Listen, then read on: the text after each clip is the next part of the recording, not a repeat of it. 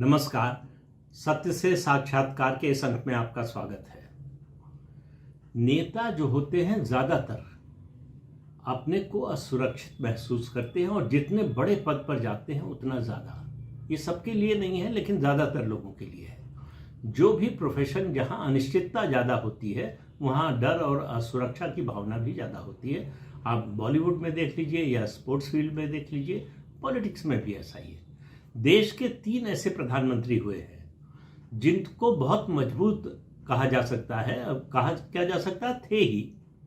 उन तीनों को, ये बड़े इत्तेफाक की बात है, तीनों को इस बात का डर था कि उनका तख्ता पलट हो जाएगा, उनको सत्ता से हटा दिया जाएगा। भारत का बंटवारा हुआ, पाकिस्तान नाम का नया देश बना मुसलमानों के लिए, लेकिन जिन लोगों ने मांग की अलग देश की वो यहीं रहे। देश के पहले प्रधानमंत्री जवाहरलाल नेहरू, आपको बताने की जरूरत नहीं कितने लोकप्रिय थे।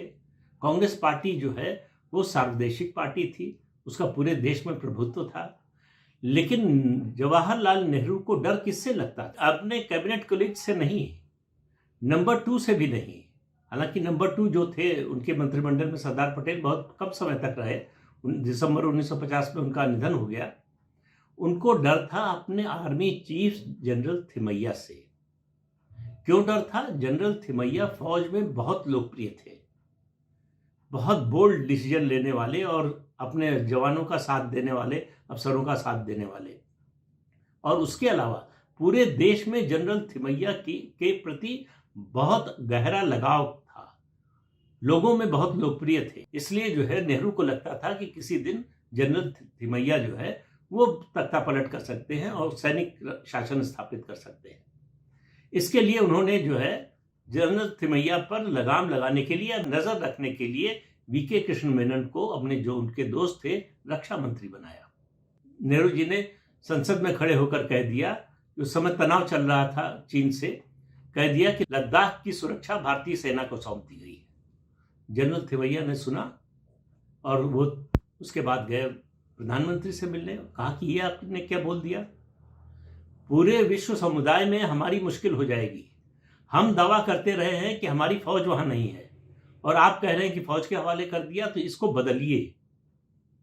जवाहरलाल नेहरू उसी दिन, पार्लियामेंट चल रही थी उस समय, संसद गए और अपना बयान वापस लिया, कहा कि लद्दाख की सुरक्षा आईटीबीपी को सौंपी गई है, आर्मी की कोई भूमिका नहीं।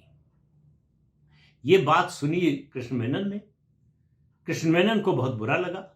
उन्होंने जनरल थिमैया को बुलाया, कहा कि आपने प्रोटोकॉल का उल्लंघन किया है, आप डिफेंस मिनिस्टर को बाईपास करके कैसे सीधे प्रधानमंत्री के पास चले गए, और उनसे एक्सप्लेनेशन कॉल कर लिया गया।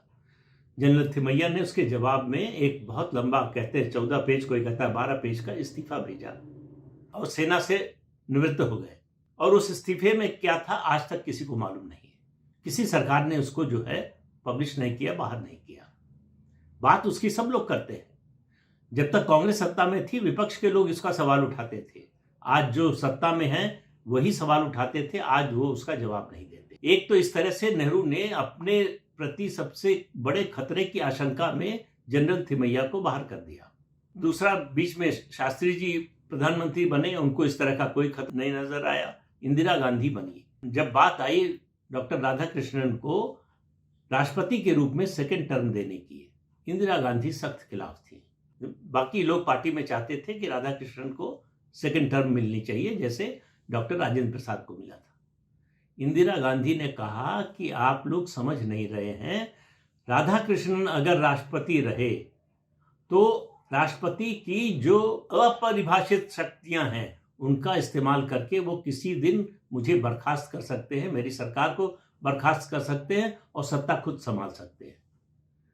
अब इस तर्क पर जो है कोई भी समझदार आदमी, कोई भी राजनीति की समझ रखने वाला और राधाकृष्णन को जानने वाला इसको मान नहीं सकता। लेकिन ये इंदिरा गांधी के अंदर का डर था, असुरक्षा का भाव था, कि उनको लगता था कि राधाकृष्णन उनका तख्ता पलट कर देंगे। और तीसरे प्रधानमंत्री राजीव गांधी। आपको मालूम है कि राजीव गांधी और ज्ञानी जैल सिंह जो उस समय राष्ट्रपति थे, उनमें टकराहट शुरू हो गई थी 1986 में, जब बोफोर्स का कांड खुला। उसके बाद तमाम विपक्षी नेता और कांग्रेस के वरिष्ठ नेता जैल सिंह से मिल रहे थे।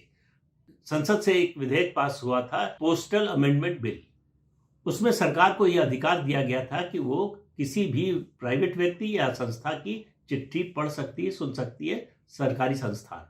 यानी आपकी प्राइवेसी जो चिट्ठी की थी वो खत्म हो रही थी। यानी जैल सिंह ने उसको मंजूरी नहीं दी, लेकिन रिजेक्ट भी नहीं किया कि सरकार फिर से भेजती तो उन्हें मानना पड़ता, तो उस पर बैठे रहे। जब तक राष्ट्रपति रहे उस पर फैसला नहीं किया। और रोज अखबारों में खबरें छपती थी कि जैल सिंह राजीव गांधी को किसी भी समय बर्खास्त कर सकते हैं, और नई सरकार या नेशनल गवर्नमेंट, तरह तरह की चर्चाएं चलती थी। और उस बीच में कुछ बुद्धिजीवियों, पत्रकारों और एकाध नेताओं ने यह मुहिम चलाई कि राजीव गांधी को हटाया जाए, और उसका एक स्टेटमेंट का ड्राफ्ट तैयार किया कि जो राष्ट्रपति की ओर से कहा जाए।